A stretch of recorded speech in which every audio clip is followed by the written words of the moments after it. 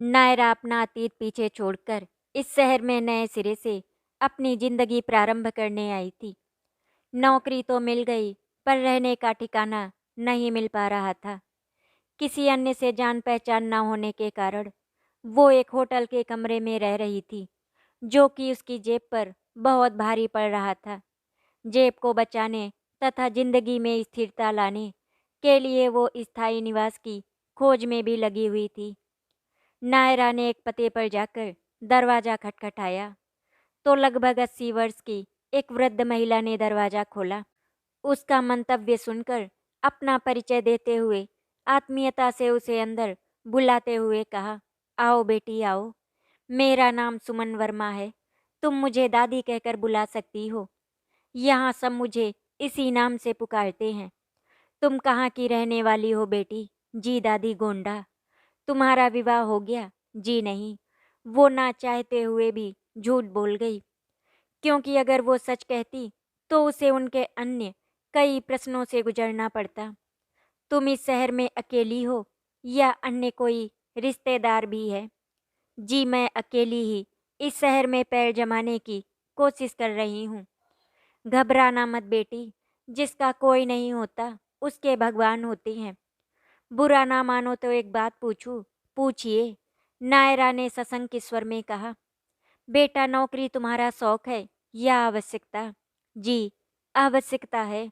ओ, तू बैठ, मैं तेरे लिए कुछ खाने के लिए लेकर आती हूँ।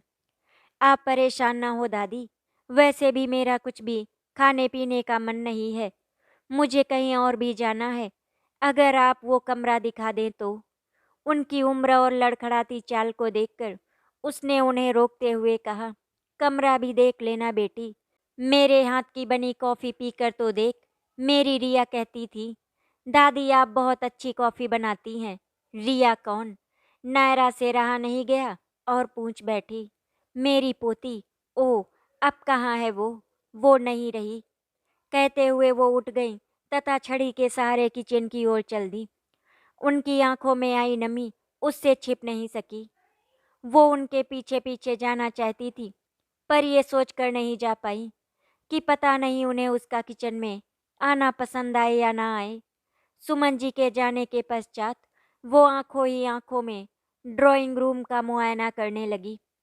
दीवार पर विभिन्न चित्र लगे हुए थे, पर जिन चित्रों ने उसे ज़्यादा आकर्षित किया वो एक लड़की के थे। किसी में वो दुल्हन के वेश में थी, तो किसी में पारंपरिक भारतीय परिधान में, तो किसी में वेस्टर्न आउटफिट में अत्याधुनिक लड़की लग रही थी। किसी में मॉडल बनी किसी वस्तु का प्रचार करती नजर आ रही थी। ये मेरी पोती रिया है। उसे तस्वीरों में उलझा देखकर कॉफी उसकी ओर बढ़ाते हुए उन्होंने कहा, बहुत सुंदर थी। उसके साथ क्या हुआ जो असमय ही? अपनी आदत के विपरीत नायरा पूछ बैठी, बेटी बहुत लंबी कहानी है, फिर कभी बताऊंगी। तू कह रही थी तुझे जल्दी है, ले कॉफी पी और बता कैसी है। स्वयं को संयमित कर ममत्व भरे स्वर में कहा, अच्छी है, बहुत ही अच्छी। नायरा ने कॉफी पीकर कहा। नायरा के कॉफी पीने के पश्चात सुमन जी उसे कमरा दिखाने लगी। उसे कमरे का निरीक्षण करते देख उन्होंने कहा, ये मेरी पोती रिया का ही कमरा है। मैं इस कमरे को किसी को देना तो नहीं चाहती थी, पर अब इस बुढ़ापे में अकेले रहना डराने लगा है। इसीलिए मैं ये कमरा रिया जैसी ही किसी लड़की को देना चाहती थी। वैसे भी मुझे किराएदार से ज़्यादा अच्छा साथ चाहिए, इसीलिए मैंने तुमसे इतनी पूछताछ की, जबकि मैं जानती हूँ तुम्हारी उम्र के बच्चों को ज़्यादा पूछताछ पसंद नहीं है।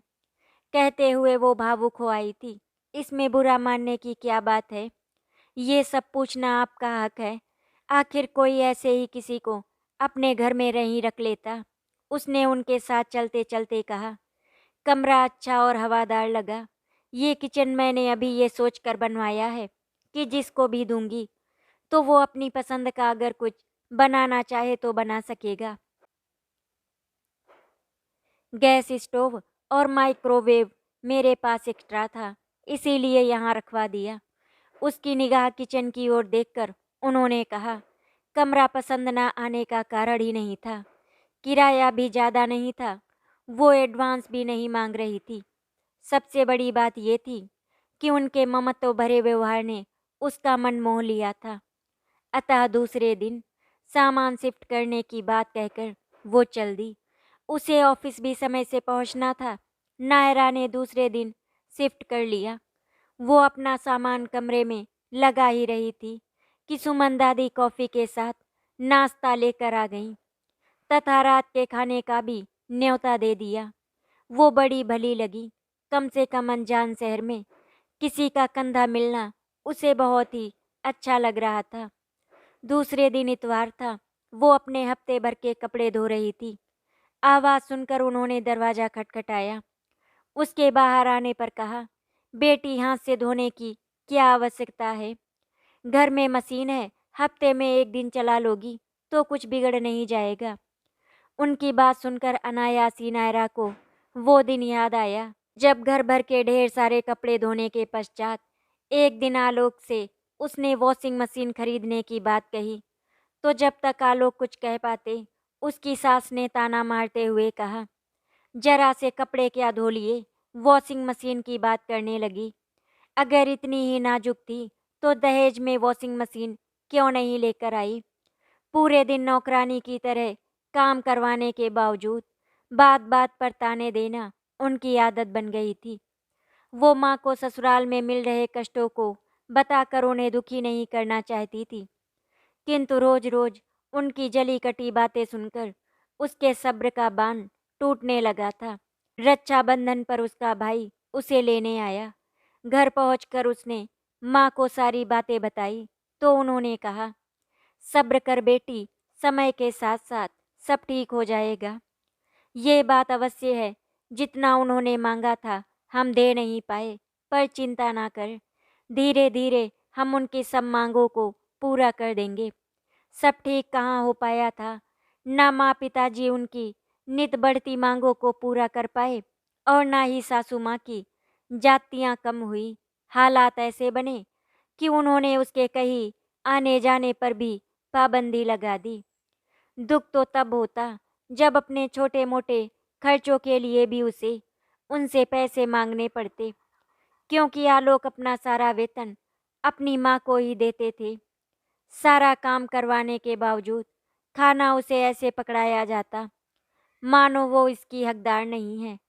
फल दूध खाए पिए तो उसे वर्षों बीत गए थे।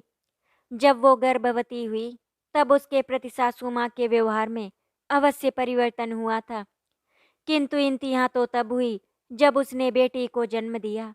वो दर्द से तड़फड़ा रही थी। सांत्वना के दो शब्द कहने की बजाय उन्होंने चिल्लाकर कहा, ज्यादा मुंह मत फाड़, कोई बेटा नहीं जन्मा है जो कोई तेरे नाच नखरे उठाए। चीख मुंह से ही दबकर रह गई तथा आंखों से आंसू निकल पड़े। आलोक भी अपनी माँ की ही तरह थे। माँ के मुंह से निकला वाक्य मानो उनके लिए ब्रह्म वाक्य था। बेटी दूध के लिए रोती रहती और वो उसे काम में उलझाए रखती। कोई औरत इतनी संवेदनहीन भी हो सकती है, वो सोच भी नहीं सकती थी। बहू तो बहू, अपनी पोती से भी उन्हें प्यार नहीं था। एक बार आलोक कहीं टूर पर गए हुए थे। इसी बीच पुत्री आकांक्षा को बुखार हो गया। वो बुखार से तड़प रही थी, लेकिन वो घरेलू इलाज करवाती रही। बच्ची को दर्द में तड़पता देखकर करुण स्वर में उसने न जाने कितनी बार उनसे कहा, माँ जी इसे डॉक्टर को दिखा दे। वो नहीं मानी और इलाज के अभाव में एक रात वो मासूम चल बसी। उसने तब स्वयं को बेहद असहाय महसूस किया था। उसी सुबह आलोक आ गए। जब तक वो कुछ कह पाती, सासू माँ ने बेटी की ठीक से देखभाल न करने का आरोप उस पर लगा दिया। आलोक ने बिना उसकी सुने उसे खूब खरी खोटी सुनाई। एक तो बेटी की मृत्यु का दर्द, उस पर ठीक से देखभाल ना करने का आरोप वो सहन नहीं कर पाई। उस दिन वो खूब फूट फूट कर रोई थी, पर उसके आंसुओं की किसी को कोई परवाह नहीं थी। अति तो तब हुई जब दूसरे दिन सासू माँ ने अल्टीमेटम देते हुए कहा, अगर इस बार बेटा नहीं जन्मा तो वो अपने बेटे का दूसरा विवाह कर देगी। उसी रात आलोक ने अपनी माँ की आज्ञा के पालन के लिए उसका साथ चाहा, किंतु वो तन मन से इतनी अस्वस्थ थी कि उसने उसका साथ देने से मना कर दिया। तब आलोक ने उसके साथ जोर जबरदस्ती करनी चाहिए। उसने अपनी पूरी शक्ति से विरोध करते हुए चिल्लाकर कहा, तुम्हारी माँ की वजह से मैंने अपनी बेटी को खोया है। उनकी नफरत ने उसे मारा है। तुम्हें अपनी बेटी के असमय मरने का दुख नहीं है, पर मुझे है। मुझे कुछ दिन उसके साथ रहने दो। खुद उसका ख्याल नहीं रख पाई और अब मेरी माँ पर आरोप लगा रही हो। अपनी माँ के ऊपर लगाए आरोप से तिलमिलाए आलोक ने उसे एक जोरदार थप्पड़ मारकर कमरे से बाहर निकल गया। बेटी का गम और उसको समझने की कोशिश किए बिना आलोक के थप्पड़ ने उसके वजूद को हिलाकर रख दिया था। दूसरे दिन ही बिना किसी से कुछ कहे उसने घर छोड़ दिया। वैसे भी उस जगह रहने से क्या फायदा जहां उसका मान सम्मान ना हो। स्त्री को पत्नी नहीं वरन दासी समझा जाए, और तो और उसे अपनी ही पुत्री का कातिल होने का झूठा आरोप लगाकर बार बार प्रताड़ित करने के साथ जोर जबरदस्ती करते हुए उससे इंसान होने का हक ही छीन लिया जाए। उसे पता था कि उसके इस कदम से उसे बच्चलन सिद्ध कर दिया जाएगा, पर वो क्या करती। सहने की भी एक सीमा होती है। जब हद पार हो जाती है तो अच्छा बुरा सोचने समझने की शक्ति ही समाप्त हो जाती है। तब विद्रोह का ऐसा ज्वालामुखी फूट पड़ता है जिसमें लगता है या तो स्वयं को जला ले या दूसरों को। ऐसा करके वो अपनी जिंदगी तबाह नहीं करना चाहती थी। उसने निश्चय कर लिया कि वो ऐसे रिश्तों से मुक्ति पाकर स्वयं के लिए एक नया रास्ता तलाश कर जीवन को नई दिशा देते हुए अपने लिए एक छोटा सा आकाश ढूंढने का प्रयत्न करेगी, जहां उससे या उसकी भावनाओं से खेलने वाला कोई ना हो। नायरा अपने घर नहीं जा सकती थी, क्योंकि उसे पता था कि उसके माता पिता अपने सम्मान की दुहाई देते हुए उसे परिस्थितियों से समझौता करने के लिए कहेंगे। वहां रहकर भी उसे चैन नहीं मिलेगा। अतः उसने अपनी दोस्त दीपा के घर जाने का निश्चय कर लिया। दीपा उसकी ऐसी दोस्त थी जिसकी मित्रता पर उसे नाज था, जो उसके सुख दुख की न केवल साथी रही थी, बल्कि उसने ऐसे क्षणों में भी उसका साथ दिया जब वो जिंदगी से हार मान कर बैठी थी। शायद ऐसे ही दोस्तों के लिए किसी ने कहा है, इंसान भले ही हजारों दोस्त बना ले, पर एक ऐसा तो दोस्त बनाकर दिखाए जो उसका साथ हजार वर्षों तक निभाए। वो दीपा के घर रहकर ही नौकरी की तलाश करने लगी। माता पिता को जब पता चला तो उन्होंने आकर खूब खरी खोटी सुनाई, पर वो अपने निर्णय पर अडिग रही। उसका दृढ़ निश्चय देखकर वे उसे कभी अपना मुंह न दिखाने का निर्णय सुनाकर चले गए। दिल तार तार हो गया था। क्या व्यक्ति की नाक इतनी ऊंची होती है कि मुसीबत के क्षणों में भी वो अपने कोख जैसे संबंध तो तोड़ सकता है, पर उसके मनोबल को टूटने से बचाते हुए उसको सहारा नहीं दे सकता। उस समय दीपा ने उसके आत्मविश्वास को टूटने से बचाते हुए न केवल उसका मनोबल बढ़ाया, बल्कि नौकरी दिलवाने में भी भरपूर मदद की। वो पल नायरा को बहुत अच्छी तरह याद है। एमबीए में उसका दाखिला भी हो गया था, पर उसी समय दादी की बहन अपनी ननद की दोस्त के लड़के का रिश्ता लेकर आई। उसके माँ पिताजी को ये रिश्ता इतना पसंद आया कि उन्होंने उसके विरोध को दरकिनार कर पढ़ाई तो तुम बाद में भी कर सकती हो का आश्वासन देकर उस पर विवाह के लिए दबाव बनाया। आखिर उसे अपनी सहमति देनी ही पड़ी थी। जिंदगी ने जब उसे दोराहे पर खड़ा किया, तब उसकी दोस्त दीपा के अतिरिक्त उसकी पढ़ाई ही काम आई। कुछ प्रयासों के पश्चात एक कंपनी में उसे सेल्स मैनेजर की नौकरी मिल गई और उसे गोंडा छोड़कर यहाँ इस अनजान शहर लखनऊ में आना पड़ा। सच में जिंदगी भी न जाने कितने खेल खेलती है। जीवन रूपी शतरंज की बिसात पर आदमी तो सिर्फ एक मोहरा है, जिसे समय और परिस्थितियों के अनुसार अपनी चालें चलनी पड़ती है। किस सोच में डूब गई बेटी। थैंक यू दादी। आज तो धुल ही गए हैं, अगली बार मशीन में धो लूंगी। सच, तेरे मुंह से दादी शब्द बहुत अच्छा लग रहा है। और रिश्ते तो छूट गए, कम से कम इस रिश्ते को फिर से जी लूं। कहते हुए उन्होंने आंखें पोंछी तथा फिर कहा, अच्छा आज तेरी छुट्टी है, मैं सरसों का साग और मक्के की रोटी बना रही हूँ, तू भी आ जाना, मुझे बहुत अच्छा लगेगा। दादी के कहे वाक्य ने नायरा के दिल में हलचल मचा दी थी। इस समय उसने कुछ और पूछ या कहकर वो उनका दिल नहीं दुखाना चाहती थी।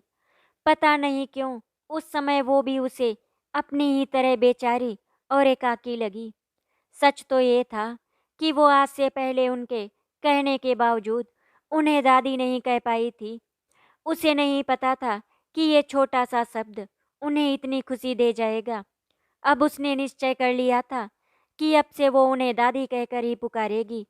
उसका एकाकी मन भी किसी का साथ चाह रहा था, अतः दादी के आग्रह को उसने स्वीकार कर लिया। वो हाथ से रोटी बनाने लगी, थप थप की आवाज के साथ रोटी को बढ़ते हुए देख सोचने लगी कि अगर इंसान के मन में साहस और विश्वास है तो उम्र उसकी राह में रोड़ा नहीं बनती, वरना दादी की उम्र में तो कुछ लोग बिस्तर से उठना ही नहीं चाहते। फिर भी उससे रहा नहीं गया तथा उनके पास जाकर कहा, अब आप बैठिए दादी, रोटी मैं बना देती हूँ। तेरे हाथ की रोटी फिर किसी दिन खा लूंगी, आज मेरे हाथ की मक्के की रोटी खाकर देख, बस बन ही गई है, तू खा। तू खा, मेरा इंतजार मत करना। मक्के की रोटी गर्मा गर्मी अच्छी लगती है, मैं स्वयं के लिए बनाकर तेरा साथ देने आ जाऊंगी। रोटी पर घी लगाकर उन्होंने उसकी प्लेट में रोटी रखते हुए कहा। उनके हाथ की साग रोटी खाकर अनजाने ही उसे अपनी दादी की याद आ गई थी। वो भी ऐसे ही सबको अपने सामने बिठाकर गर्मा गर्म रोटी खिलाती थी। मेरी पोती रिया को भी सरसों का साग और मक्के की रोटी बहुत पसंद थी। अचानक दादी ने कहा, क्या हुआ उसे दादी? रिया के बारे में जानने की उत्सुकता को नायरा रोक नहीं पाई तथा पूछ बैठी। रिया एक अच्छी नृत्यांगना के साथ अच्छी कलाकार भी थी। उसने कई स्टेज प्रोग्राम भी दिए थे।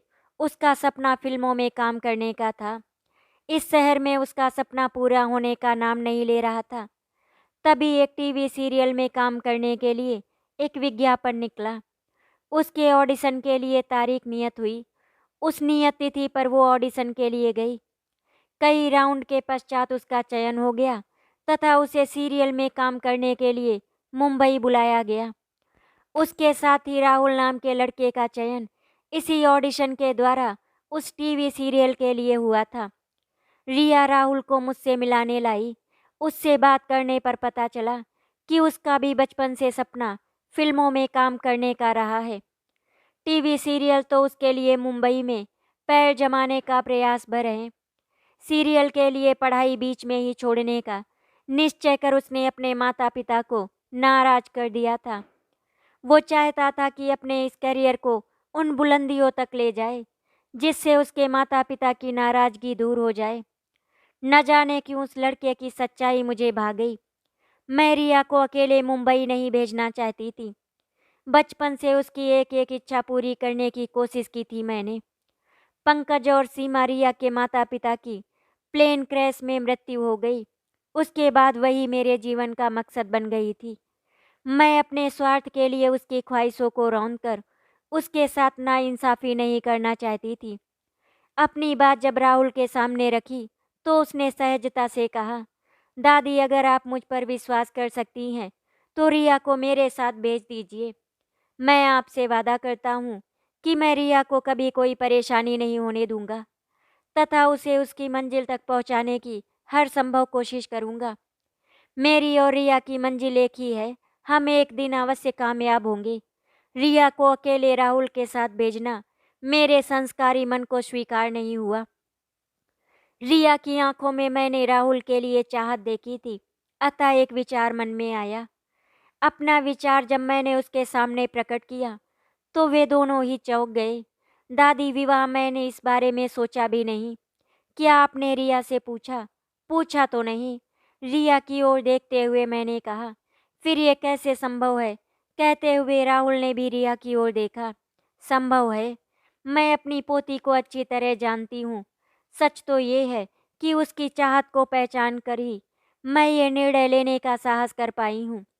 अंधेरे में तीर चलाते हुए मैंने कहा था, विवाह अभी उचित नहीं होगा, पहले हमें अपना मुकाम हासिल कर लेने दीजिए। राहुल ने मेरी पेशकश सुनकर कहा, दादी राहुल ठीक कह रहे हैं, पहले हम अपना मुकाम तो हासिल कर ले।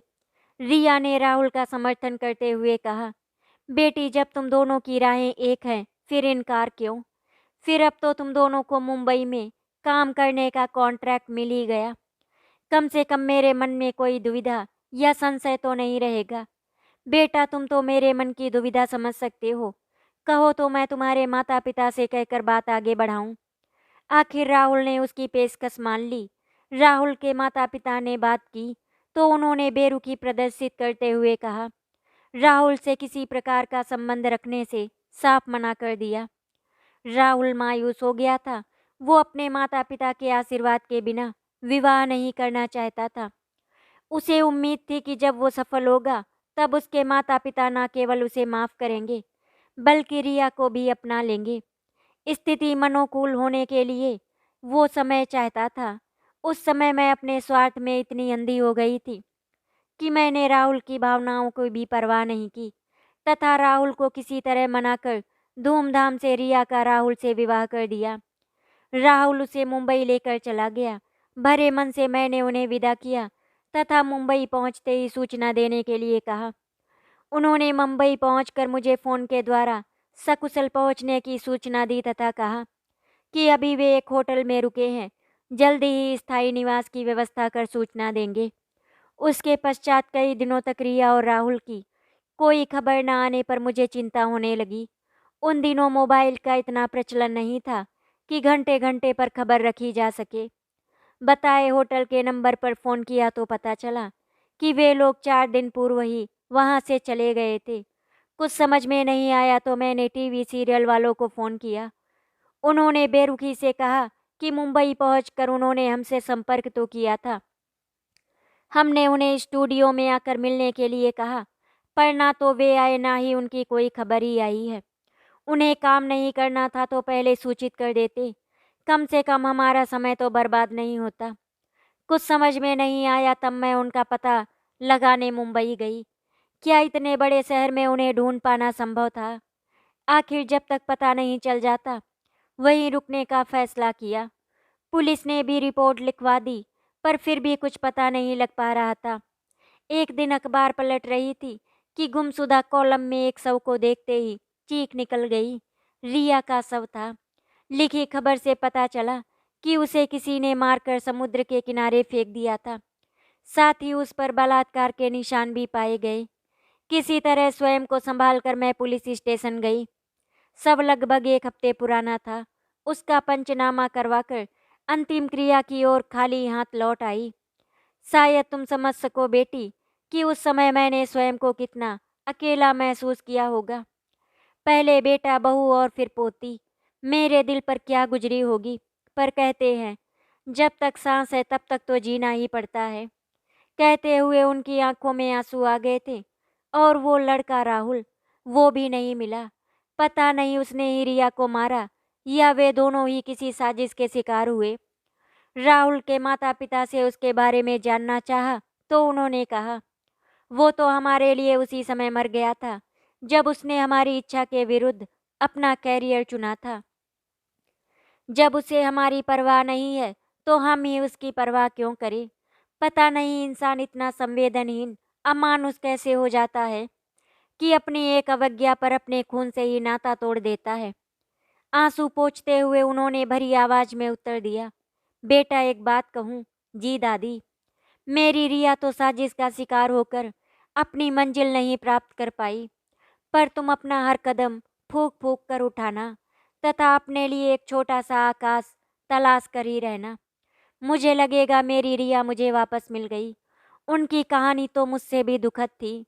उनकी उसके प्रति सोच उसके लिए प्रेरणा बन गई थी। वो अपनी स्थिति से संतुष्ट नहीं थी, अतः उसने अपनी अधूरी पढ़ाई पूरी करने के उद्देश्य से पत्राचार द्वारा एमबीए करने का निश्चय ही नहीं किया, बल्कि पढ़ाई भी प्रारंभ कर दी। इसके साथ ही अब वो रोज ऑफिस से आने के पश्चात कुछ समय उनके पास गुजारने लगी थी। यद्यपि धीरे धीरे एक ही सी बातें सुनकर बोर होने लगी थी, फिर भी उनके व्यवहार में न जाने कैसा सम्मोहन था कि जब तक कुछ पल उनके साथ रोज बिता नहीं लेती थी, तब तक उसे चैन ही नहीं मिलता था। वो भी गर्मा गर्म नाश्ता बनाए उसका इंतजार करती मिलती। एक दिन नायरा ऑफिस से आई तो देखा बरामदे में एक आदमी उसका इंतजार कर रहा था। उसके आते ही उसने उसे एक कागज पकड़ाया। वो कागज सामान्य नहीं, बल्कि आलोक द्वारा भिजवाए तलाक के पेपर थे।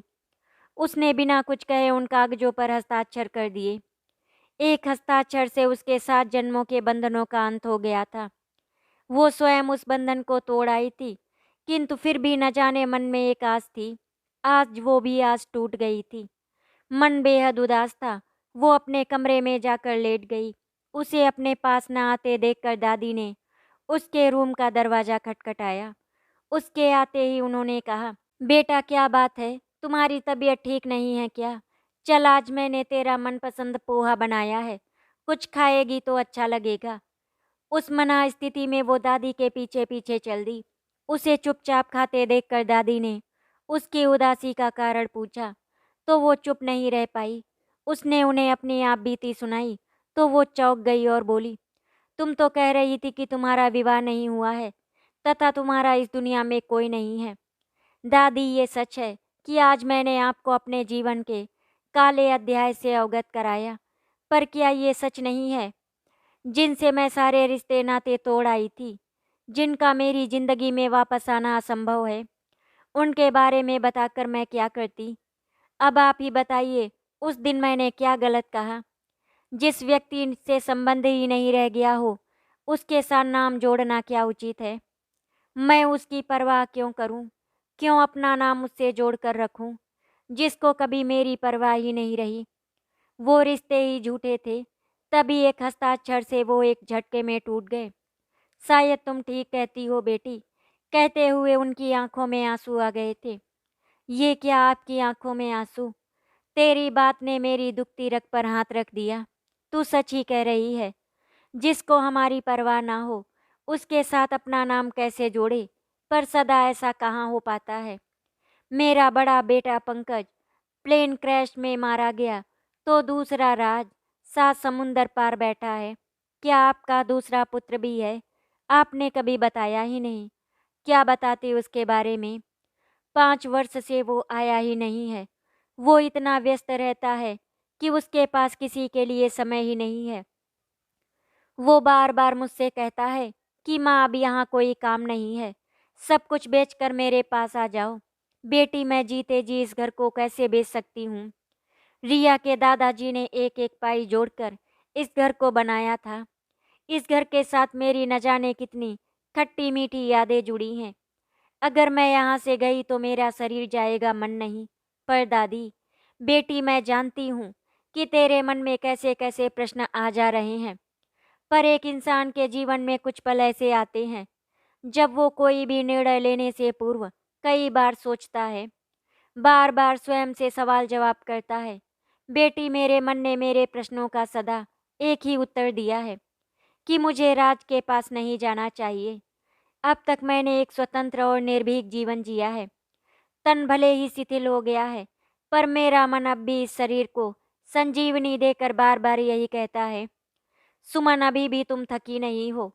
तुझ में अभी भी इतनी ताकत है कि तुम अपना भार स्वयं उठा सकती हो। पंकज के पापा हमेशा कहा करते थे, सुमन बच्चों के आगे कभी हाथ नहीं फैलाना, सदा देना ही लेना नहीं, इसी में तुम्हारी इज्जत है। ये बात अलग है कि आज वो मेरे साथ नहीं है, पर उनकी यादें तो हैं। उन्होंने मेरे लिए इतना छोड़ा है कि कभी किसी के सामने हाथ पसारने की नौबत ना आई है और ना ही भविष्य में आएगी।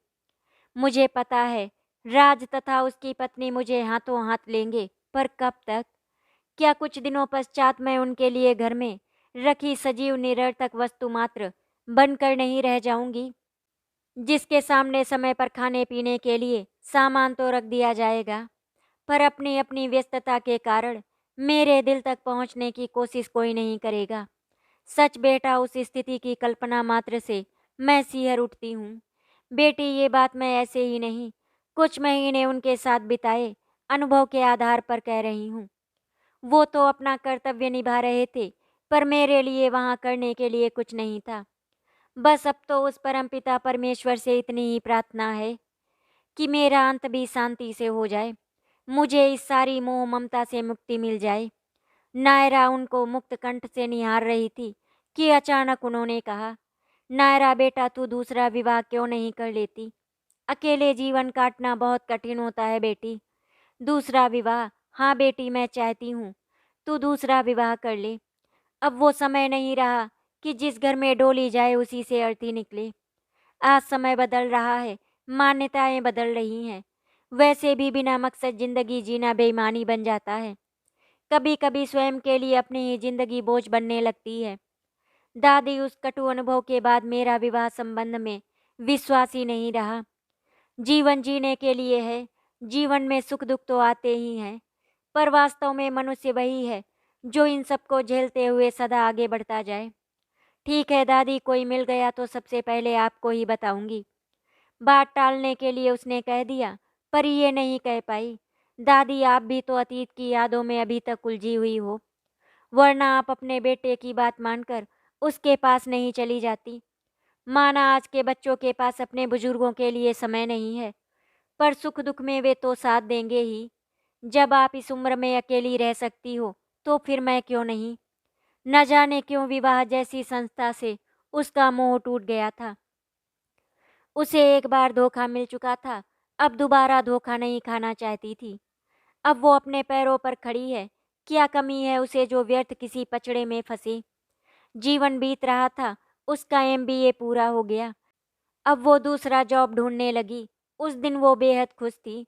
उसे विप्रो कंपनी में 10 लाख के पैकेज पर अगले महीने पूना ज्वाइन करना था।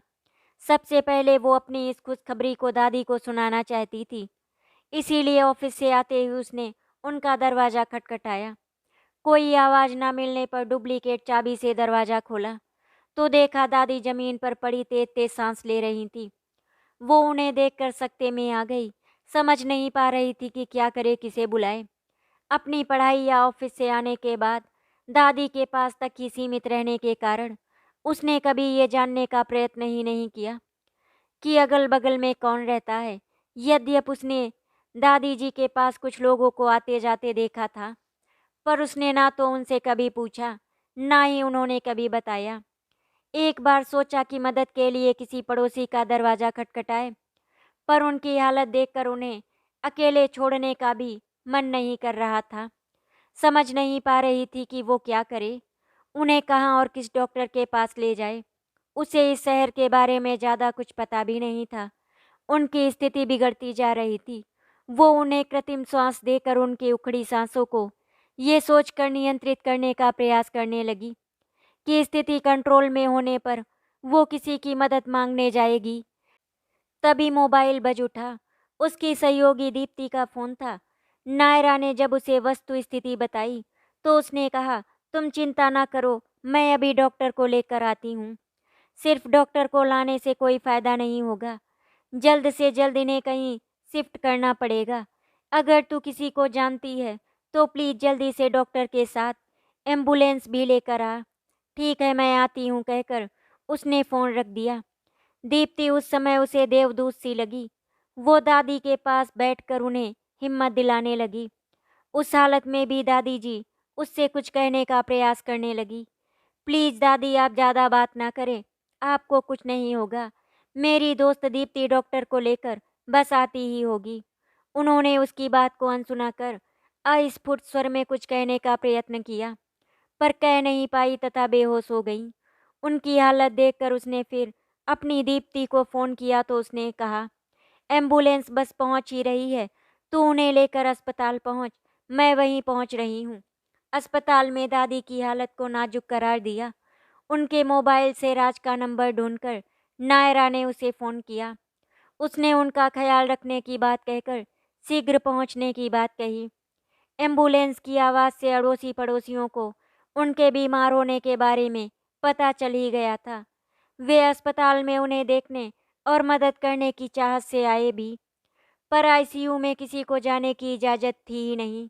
राज के आने से पूर्व ही डॉक्टरों की भरपूर कोशिशों के बावजूद दादी जिंदगी की जंग हार गई थी। उनकी मृत्यु के पश्चात हर जुबा से उनकी प्रशंसा सुनकर लग रहा था जैसे वो पूरे मोहल्ले की जान थी।